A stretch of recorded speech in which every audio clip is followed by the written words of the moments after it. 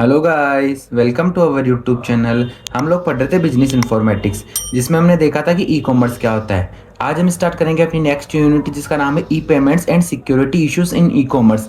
कि e commerce में e payments और सिक्योरिटी इश्यूज क्या होते हैं। ठीक है, तो सबसे पहले देखते हैं introduction of e payments. So e payments या इसी को बोलते हैं electronic payments are methods of making payments through electronic systems and the internet without using physical cash. कि फिजिकल कैश का यूज ना करके अपन इंटरनेट के थ्रू पेमेंट करें, तो वो होता है इलेक्ट्रॉनिक पेमेंट या ई पेमेंट। ठीक है, अब इसके एग्जांपल क्या हो गए, जैसे यूपीआई, कार्ड्स, नेट बैंकिंग, इन सब के थ्रू अपन पे करें तो वो गया ई पेमेंट्स के एग्जांपल्स। अब कौन कौन से एप्स अपन यूज करते हैं, जैसे गूगल पे हुआ, पेटीएम हुआ, फोन पे हुआ, इन सबको यूज करके अपन पेमेंट करते हैं। ठीक है, तो ये हो गया इंट्रोडक्शन अबाउट ई पेमेंट्स।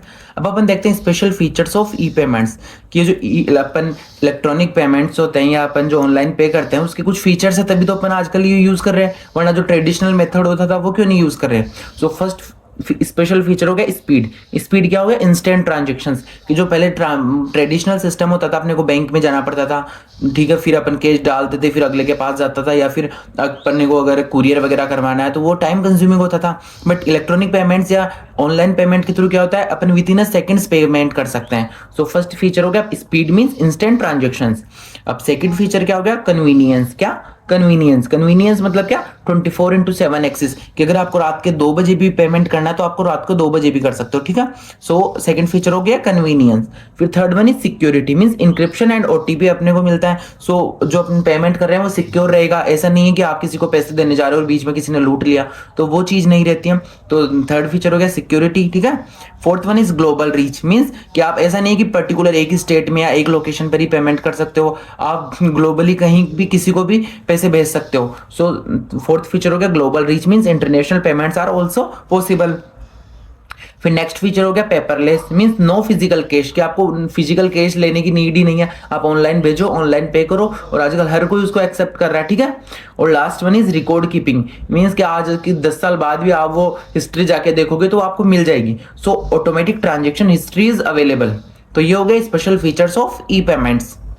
अब अपन देखते हैं नेक्स्ट टॉपिक, उसका नाम है टाइप्स ऑफ ई पेमेंट्स। कि अपने पास कौन कौन से टाइप के इलेक्ट्रॉनिक पेमेंट्स या ई पेमेंट्स होते हैं। ठीक है, first one is electronic fund transfer. क्या, इलेक्ट्रॉनिक फंड ट्रांसफर, इसकी शॉर्ट फॉर्म होती है ईएफटी। तो एग्जाम पॉइंट ऑफ व्यू से इंपॉर्टेंट है, ईएफटी के फुल फॉर्म पूछ लेता है, ईएफटी होता क्या है। ठीक है, सो इसमें क्या होता है, transfer of money from one bank account to another electronically. कि एक बैंक से दूसरे बैंक में मनी को ट्रांसफर करना, वो गया इलेक्ट्रॉनिक फंड ट्रांसफर। ठीक है, अब अपने पास बहुत सारे वे है जिनके थ्रू अपन मनी को ट्रांसफर करते हैं। जैसे फर्स्ट वन हो गया नेफ्ट, इसकी फुल फॉर्म होगी national EFT means national electronic fund transfer. Second हो गया आरआईजीएस, जैसे रियल टाइम ग्रोस सेटलमेंट। और फिर हो गया IMPS means immediate payment services. So ये सब तरीके हैं जिनके थ्रू अपन एक बैंक से दूसरे बैंक में फंड को ट्रांसफर करते हैं। तो फर्स्ट ई पेमेंट का टाइप हो गया इलेक्ट्रॉनिक फंड ट्रांसफर। ठीक है, अब नेक्स्ट टाइप देखते हैं अपन। अब नेक्स्ट टाइप, अब इसके फीचर्स क्या है ईएफटी के, कि safe and widely used for bank transfer के लिए बेस्ट है, ईएफटी यूज करो।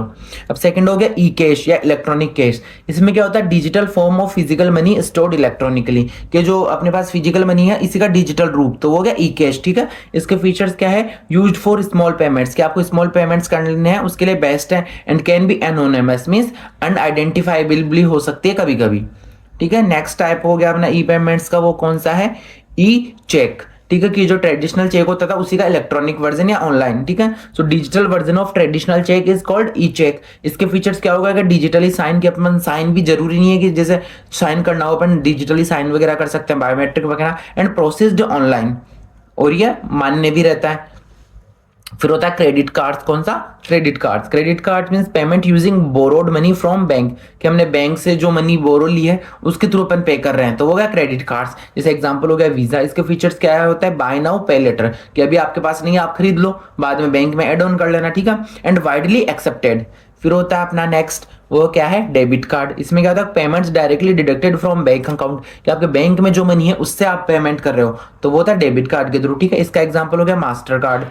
और इसके फीचर्स क्या हो गए, instant payment and no credit involve. कि इंस्टेंट आपका पेमेंट होगा और कोई भी ब्याज वगैरह कोई चीज नहीं होगी। ठीक है, फिर sixth one is smart cards. Cards with embedded microchips, तो वो हो गए स्मार्ट कार्ड्स, है ना। फीचर्स क्या है स्मार्ट कार्ड्स के, जैसे stores data securely and used in banking and transport में। फिर नेक्स्ट टाइप हो गया, वो हो गया डिजिटल टोकन्स। क्या? डिजिटल टोकन्स, इसमें क्या होता है? Secure digital representation of card या पेमेंट डेटा।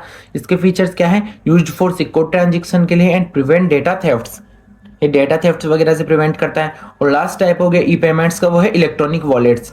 इसमें क्या होता है? Store money digitally for quick payments, कि अपनी जो मनी है उसको हमने डिजिटली स्टोर कर लिया ताकि अपन क्विकली पेमेंट कर सके, जैसे गूगल पे हो गया, पेटीएम हो गया। ये क्या है? इलेक्ट्रॉनिक वॉलेट्स ही है। इसके फीचर्स क्या है? Fast and easy payments and work by mobile apps. तो इसी के साथ अपना introduction of e payments and types of e payments वाला टॉपिक यहीं कंप्लीट होता है। अगर आपको ये टॉपिक या किसी भी टॉपिक पे कोई डाउट हो तो आप कमेंट करके पूछ सकते हो। Thank you.